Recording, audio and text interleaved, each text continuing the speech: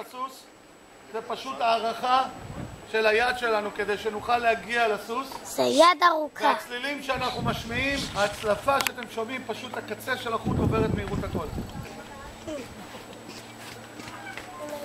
עוברת מהירות הקול. את זה לא יודעת.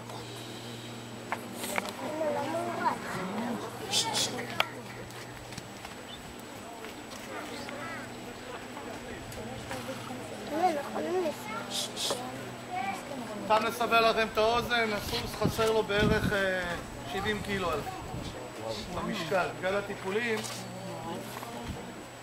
אוקיי, מה שעושה עכשיו שינוי כיוון.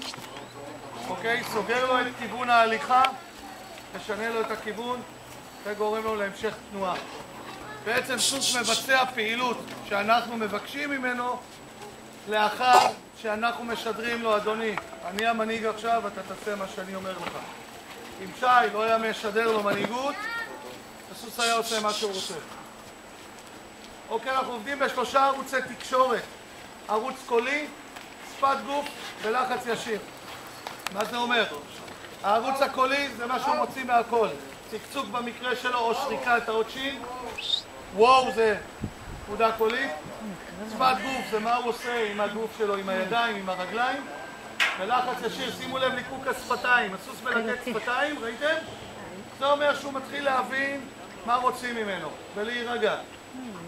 אם הוא לא היה מלקק הוא עדיין חושש, כי הוא עבר פציעה קשה, הוא גם סוס פרא, זה הכל ביחד. שימו לב לאוזניים של הסוס. והלחץ הישיר זה הנגיעה עם השוט או הדרבון ברכיבה. אוקיי? האוזניים של הסוס בעצם הם הראי של הנשמה שלו.